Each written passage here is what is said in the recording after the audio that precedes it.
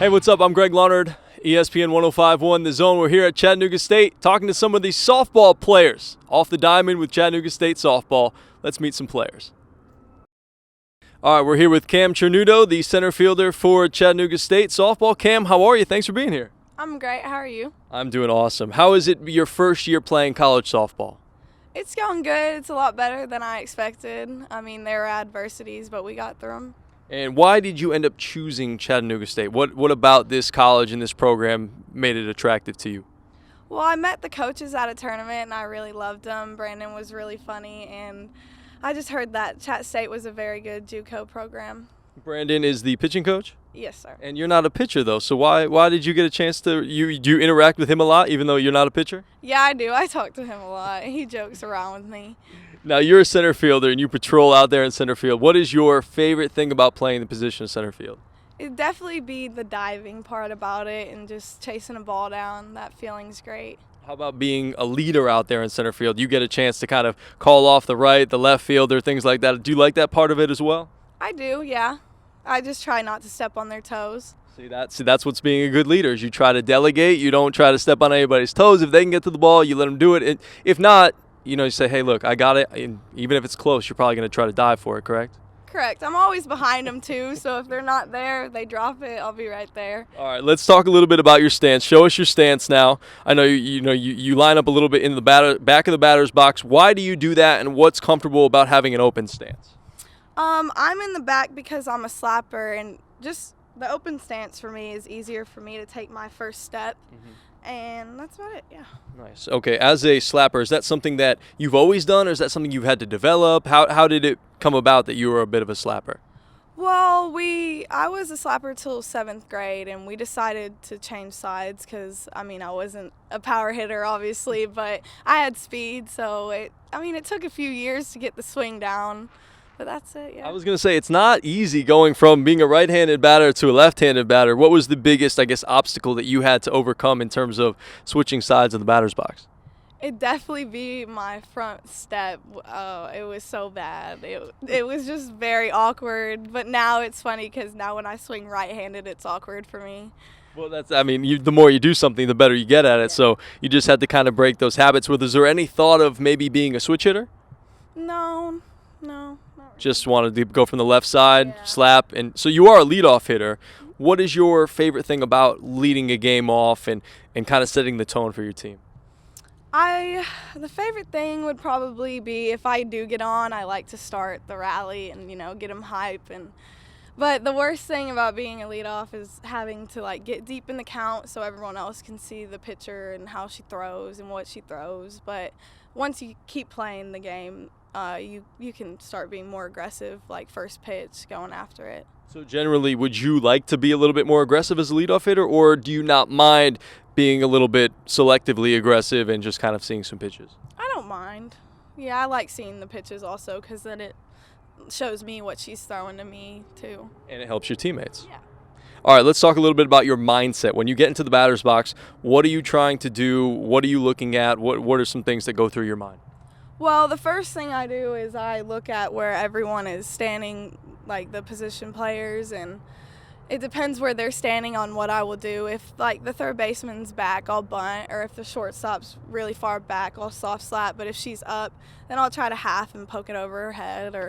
And if, say the outfield all shifted over here, then I'd try to pull one down the line, That's pretty good to have that sort of bat control as a freshman. That's pretty impressive. I try to hit it where they're not.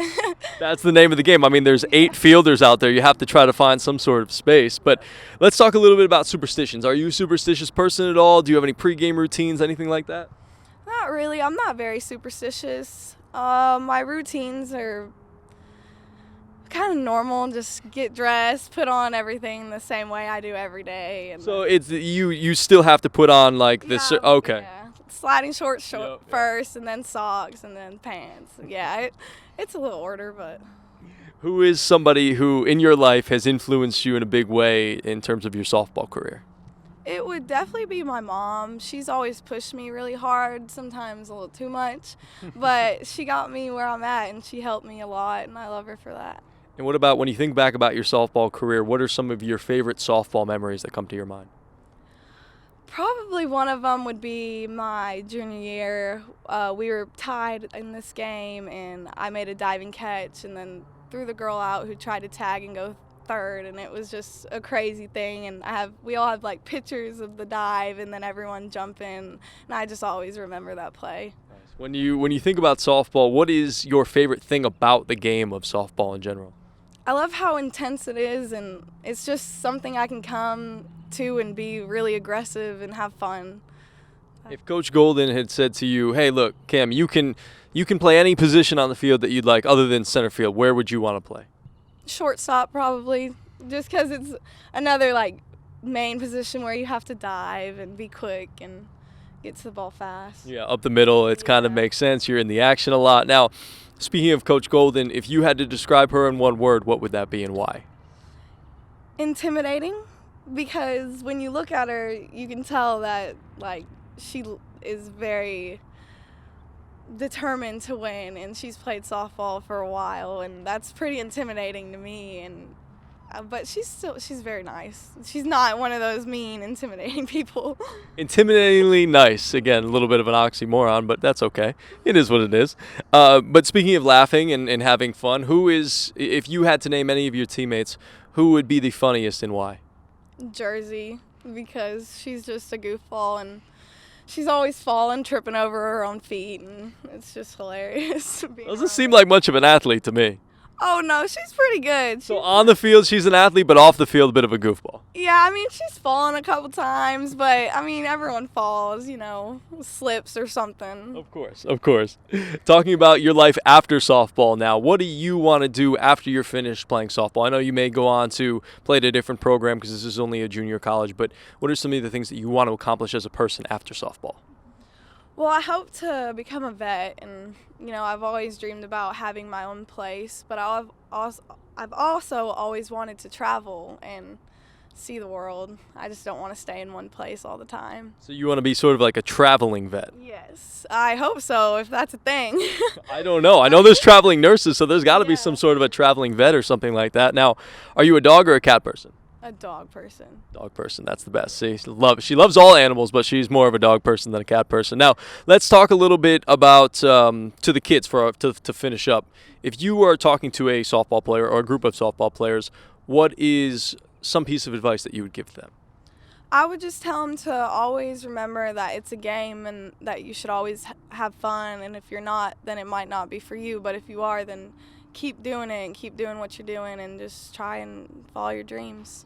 Cam Cernuto has been our guest. Cam, thanks so much for being with us and letting us get a little peek behind the scenes into your softball life. Appreciate you.